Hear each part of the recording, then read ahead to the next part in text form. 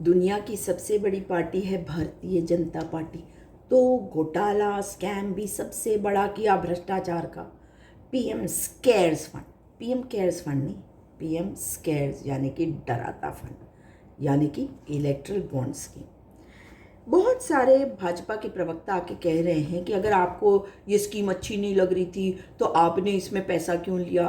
पत्रकार भी ये गोदी मीडिया वाले बोल रहे हैं, कोई सेंस है भला। ये स्कीम 2017-18 में बजट स्पीच के दौरान अनाउंस हुई और इसका इम्प्लीमेंटेशन यानी कि सबसे पहले इलेक्ट्रल बॉन्ड्स आए 2018 में। लेकिन जब इस पर बहस हुई तो कांग्रेस पार्टी के नेताओं ने इसका विरोध किया। उसके बाद ये कानून बना। अगर हम इसके तहत पैसा न लेते तो भाजपा क्या कहती और गोदी मीडिया क्या कहती कि अरे देखो विरोध कर रहे हैं, पैसे नहीं ले रहे, अगर लोग देना भी चाह रहे हैं तो नहीं ले रहे, और ये कानून को नहीं मानते क्योंकि भाजपा की सरकार है। गजब का। इसलिए जब कानून बनता है तो सब बहस करने के बाद भी अगर कानून बन गया तो आप उसको मना नहीं करेंगे कि आपकी पार्टी को पैसे मिले। दूसरी बात, पार्टी को अगर लोग पैसा दे रहे हैं तो वो इसलिए दे रहे हैं कि आप सत्ता में नहीं हैं, फिर भी हम चाहते हैं कि आपको पैसे मिले ताकि आप सत्ता में आए, क्योंकि 2019 में चुनाव हुए थे तो 2018 में इलेक्ट्रल बॉन्ड्स आए। और बहुत महत्वपूर्ण है समझना कि जब जो सत्ता में नहीं है अगर लोग उसको पैसा दे रहे हैं, कंपनीज उनको पैसा दे रही है, इसका मतलब है कि जो सत्ता में बैठा है जिसके पास ये पूरा डेटा है, उसे पता है कि कौन सी कंपनी, कौन सा इंसान किसको पैसा दे रहा है। ये आपको मुझे नहीं पता था, लेकिन सरकार में भाजपा को पता था। तो उसकी हिम्मत की दाद भी देनी चाहिए। और दूसरी बात ये, इसका मतलब है कि वो चाहता है कि वो सरकार में वो पार्टी आए और देश की सत्ता संभाले, देश को एक अच्छा शासन दे, यही तो मतलब है। दूसरी बात, जब हम बात करते हैं कि जो सत्ता में था उसने इसका दुरुपयोग किया, अब ये असंवैधानिक और अवैधानिक फरवरी 2024 को हुआ जब माननीय उच्चतम न्यायालय ने इसमें फाइनल वर्डिक्ट दिया। लेकिन केस जो फाइल किए उसमें तो जया ठाकुर जी जो कांग्रेस पार्टी की नेता है वो भी शामिल थी, यानी कि विरोध तो 2018 से हो रहा था।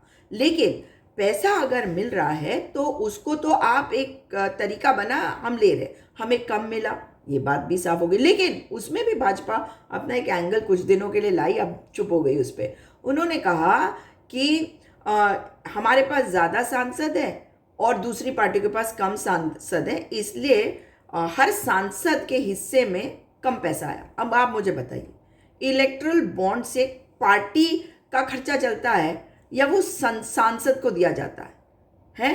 और अगर उगाही करी जा रही है और उतना पैसा आपको नहीं मिलना था तो इसका मतलब तो साफ हो जाता है ना कि आपको लोग देना नहीं चाहते थे, दूसरों को भी देना चाहते थे, लेकिन आपका दबाव था। अब इनका लॉजिक सुनिए। ये कहते हैं कि अगर 1,000 रुपये थे और 100 हमारे पास सांसद है, कांग्रेस पार्टी के पास तो सिर्फ 2 सांसद है और हमारे पास 10, हमारे पास 100, तो हमें 1,000 रुपया मिला और कांग्रेस पार्टी को मिला 200 रुपये। तो हमारे 100 सांसदों के हिसाब से हर सांसद के हिस्से में 10 रुपये आए और कांग्रेस पार्टी के 2 सांसदों के हिस्से में 100 रुपये आए क्योंकि उन्हें तो मिले 200 रुपये। है कोई सेंस भला? मतलब ये पर हेड बता रहे हैं। जब आप किसी होटल में जाते हैं तो आप कहते हैं ना कि पर हेड प्लेट होती है, कोई भी लॉजिक चला देते हैं। लेकिन अभी ये इसको इन्होंने बंद कर दिया। लेकिन आप बात करते हैं जो रास्ते हैं जिनका इस्तेमाल किया उन पार्टियों ने जो सत्ता पे काबिज है, मतलब अलायंस तो है ही, मगर बीजेपी को फिर भी जितना मिला। 4 तरीके: प्रीपेड, चंदा दो धंधा लो; पोस्ट पेड, ठेका लो रिश्वत दो; एक्सटॉर्शन, हफ्ता वसूली; और शेल कंपनीज यानी कि फर्जी कंपनियां। अब बात करते हैं कि ये स्कीम अनाउंस हुई बजट स्पीच 2017 में, तो 2017-18 का ये पूरा का पूरा मामला हो जाता। लेकिन पहला इलेक्ट्रल बॉन्ड आया 2018 में। इसका भरपूर विरोध हम तब से कर रहे हैं और हमारी एक नेता कांग्रेस पार्टी की जया ठाकुर जी ने इसमें केस किया भी। यानी कि अगर पैसा मिल भी रहा है तो हम कह रहे हैं ये सही तरीका नहीं है, इसमें पारदर्शिता नहीं है, बोल रहे हैं ना। लेकिन हम ये क्यों कहें कि हम पैसा नहीं लेंगे? यही तो बीजेपी चाहती थी कि तुम पैसा मत लो ताकि तुम कमज़ोर हो जाओ, तभी तो हमारे अकाउंट्स को फ्रीज कर दिया कि हम पैसा ना इस्तेमाल कर सके। मतलब जो पैसा आया होगा इलेक्ट्रल बॉन्ड से अब हम उसका भी इस्तेमाल नहीं कर सकते क्योंकि इन्होंने हमारे अकाउंट में लगा लिया ताला। तो और क्या कर रहे हैं, हमारी पार्टी के लोगों को तोड़ तोड़ के ले जा रहे हैं। वैसे कोई फ़र्क नहीं पड़ रहा और ये मतलबी लोग वहाँ जा रहे हैं, उसके बाद कहेंगे अब इधर आ जाओ, तब बड़ी दिक्कत होती है उस कार्यकर्ता को जो अपनी पार्टी के साथ कार्य कर रहा होता है। बीजेपी के कार्यकर्ता को कोई दिक्कत नहीं होती क्योंकि गुलामी में जी रहे हैं ना। कांग्रेस पार्टी का नेता आ जाएगा जिसका वो विरोध कर रहे हैं और उनको जेपी नड्डा जी कहेंगे हाँ जी कार्य करो अब इसके लिए, बस हो गया, वो उसके लिए करने लग जाएंगे काम क्योंकि गुलाम है ये। मगर जेपी नड्डा जी अभी तक जेल क्यों नहीं गए? अरविंद केजरीवाल तो जेल चले गए, जेपी नड्डा जी उनकी पार्टी का लिंक निकल के आ गया उसी दिल्ली लिकर गेट पॉलिसी में, जो मैं आपको संक्षिप्त में बता देती हूँ। औरोबिंदो फार्मा नाम की एक कंपनी है जो साउथ कार्टेल बताया जा रहा था कि उनका हस्तक्षेप है इस पूरे मैटर में और उनकी हिस्सेदारी जो है वो सबसे ज़्यादा थी लिकर के इस पूरा जो उनका हिस्सा था 30% दिल्ली का लिकर मार्केट ये साउथ कार्टेल के हाथ में था। और औरोबिंदो फार्मा का शरत रेड्डी उसके ऊपर बात आई और क्या हुआ जानते हैं? पहले कहा गया भाई 100 करोड़ आए, हमने कहा, कांग्रेस पार्टी ने भी कहा कि अरविंद केजरीवाल की पार्टी के पास आया, मगर तहकीकात तो कोई करता है ना, तहकीकात करके बताइए आरोप सिद्ध करेंगे। हम भी विश्वास कर रहे हैं अपनी इन्वेस्टिगेटिंग एजेंसीज पर कि भाई वो जो कह रहे हैं वो भी सही है, लेकिन यहाँ तो कुछ और ही चल रहा भाई। ईडी सीबीआई आईटी तो पता नहीं क्या कर रही है। अब देखो आप, शरत रेड्डी अरेस्ट होता है 10 नवंबर 2022 को। किस लिए अरेस्ट होता है? मनी लॉन्ड्रिंग के लिए। ये दिल्ली का जो लिकर गेट है, उसके बाद ये इलेक्ट्रल बॉन्ड खरीदता है 15 नवंबर 2022 को 5 करोड़ के। समझ गए आप? मतलब ये अरेस्ट होता है मनी लॉन्ड्रिंग के लिए लिकर पॉलिसी वाले मैटर में और ये 5 करोड़ के इलेक्ट्रल बॉन्ड 15 नवंबर 5 दिन बाद खरीद लेता है। अब मई 2023 में इसको बेल मिल जाती है शरत रेड्डी को। जून 2023 में ईडी एक एप्लीकेशन मूव करती है कोर्ट के सामने कि इसको माफ़ कर दिया जाए क्योंकि अब हम इसको, और एक और एप्लीकेशन कि हम इसको अप्रूवर बनाना चाहते हैं। अब जो राउस कोर्ट है दिल्ली का वो इस बात को मान लेता है और उसके बाद ये अप्रूवर बन जाता है। अब ये कब है? जून 2023। अब 5 महीने बीते, नवंबर 2023 आया और ये बंदा 25 करोड़ के और इलेक्ट्रल बॉन्ड खरीद लेता है। नहीं कमाल?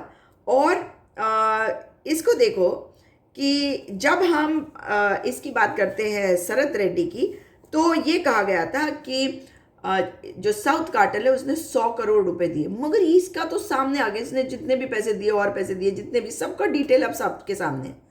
इसमें इसने पैसे किसको दिए? बीजेपी को। तो बीजेपी के राष्ट्रीय अध्यक्ष जेपी नड्डा को जेल में नहीं होना चाहिए। और एक और चीज, जो ये इलेक्ट्रल बॉन्ड स्कीम जिसके समय में आया उसका भी इन्वॉल्वमेंट रहा, तो भाई सच्चाई है कि इलेक्ट्रल बॉन्ड वाले मैटर में तो अमित शाह जी को भी जेल में होना चाहिए। और एक सिटिंग सीएम जेल में हो सकता है तो सिटिंग पीएम क्यों नहीं हो सकता? ये बात मेरी समझ में नहीं आई है, मगर हो सकता है कि मेरी समझ कम हो, ईडी की समझ कुछ ज़्यादा हो, देश का कानून अलग अलग लोगों के लिए अलग अलग हो। लेकिन अब आ जाते हैं एक बड़ी मज़ेदार तथ्य पे।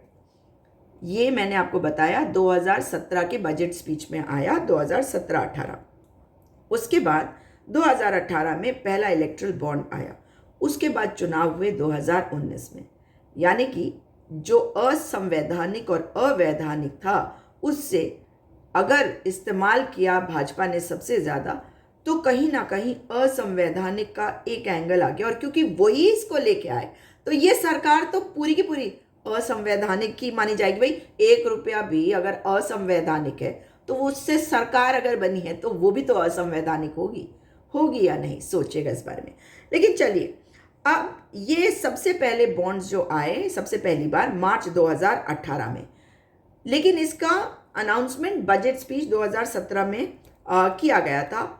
और उसके बाद 60 फर्म्स ऐसी हैं जो सडनली बन के आ गई। तो 60 फर्म्स बनाई गई जब ये इलेक्ट्रल बॉन्ड अनाउंस हुए उसके बाद।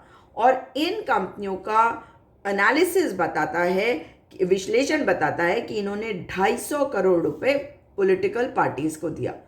हाँ, उसमें कांग्रेस पार्टी को भी दिया, मगर हम तो सत्ता में नहीं, हमारे पास तो सीबीआई, ईडी, इनकम टैक्स नहीं है ना। अब देखिए बीजेपी और बीआरएस मिलकर कितना इनकैश करती है, 162.2 करोड़ रुपीस। 250 करोड़, 250 करोड़ में से 162.2 करोड़ इन 60 फर्म से गए बीजेपी और बीआरएस को। बीआरएस जो तेलंगाना की पार्टी है, भारतीय राष्ट्रीय समिति, मगर दरअसल वो बीजेपी रिश्तेदार समिति है। तो बीजेपी और बीजेपी की रिश्तेदार समिति को मिलकर करीबन 65% डोनेशन इस 250 करोड़ में से मिल गया। 250 करोड़ में से 65%, इसमें से 100 करोड़ से भी ज्यादा यानी कि 40% जो है वो बीजेपी को गया। और बीआरएस सबसे ज्यादा पैसे पाने वाली लिस्ट में दूसरे नंबर पे है। 100 करोड़ बीजेपी, 61 करोड़ बीआरएस।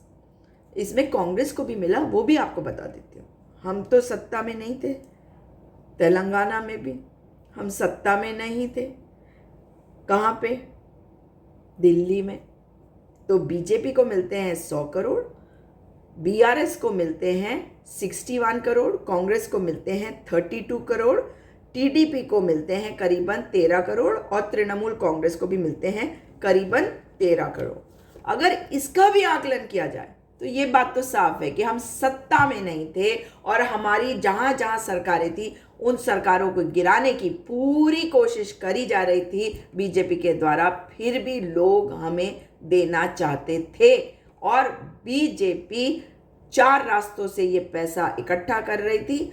और ये फर्जी कंपनियां तो हैं ही, मगर ये नई कंपनियां जो बनी इसमें से पूरी प्लानिंग कितनी थी, ये भी आकलन का, विश्लेषण का एक विषय होगा।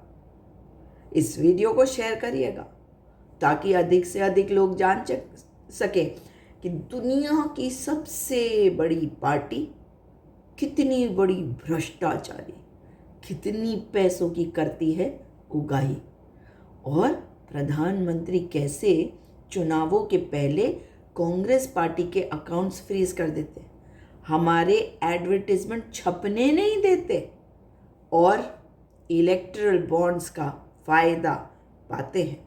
और जब ये बात सामने आ जाती है तो हमारे जो अकाउंट्स है उसे फ्रीज कर देती है ताकि हम पंगु हो जाएं, फाइनेंशियली हमारे इतनी बुरी हालत हो जाए कि हम चुनाव को ठीक प्रकार से लड़ ना सकें।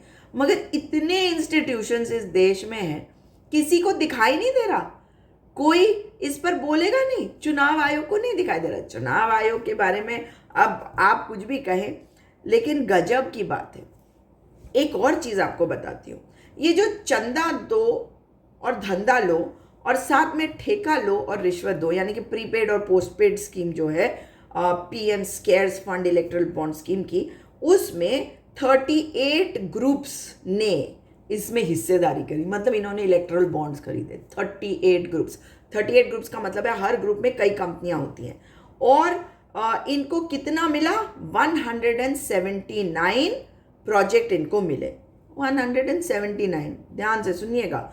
अब इन्होंने डोनेट कितना किया? 2004 करोड़ रुपए डोनेट किया। मिला कितना? अगर आप सुनेंगे 3,84,825 करोड़ के कॉन्ट्रैक्ट मिले इनको। जो कॉन्ट्रैक्ट इनको मिले वो कितने पैसों की एवज में? यानी कि देश का इतना सारा पैसे का जो कॉन्ट्रैक्ट है वो इन कंपनीज को मिला और इन कंपनीज ने 2004 करोड़ रुपए दिए। भाई कंपनियों को तो काम करने ही दिया जाना चाहिए ना। आप कहेंगे कंपनियों को क्यों बोला हमने? कंपनियों को नहीं बोल रही हूँ भाई, कंपनियों को तो काम मिलेगा, मगर उगाही करने का क्या मतलब है? इसका मतलब है कि जब आप उगाही वाला एंगल भी लाते हैं, एक तो दबाव में आप ये काम कर रहे हैं या करवा रहे हैं, लेकिन दूसरी तरफ अच्छी काम मतलब पारदर्शिता नहीं है ना। अगर लेट्स से किसी टेंडर में 5 कंपनी उसमें आती है, तो उसमें से जो सबसे बेहतरीन कंपनी है उसी को तो जाएगा टेंडर। लेकिन जब आपने ये सोच रखा है कि इसमें उगाही करनी है, तो फिर काम जो है वो बहुत बढ़िया नहीं होगा। और ये तरीका तो नहीं है ना। मतलब हमने सरकार में अगर किसी को बैठाया है तो उगाही करने के लिए थोड़ी बैठाया कि भाई हम हफ्ता वसूली करेंगे, या तुम्हें हम ठेका दे देंगे, उसके बाद तुम हमारे को रिश्वत दे देना, या हमसे तुम धंधा ले लेना मगर उसके पहले चंदा दे देना। ऐसे थोड़ी चलता है देश।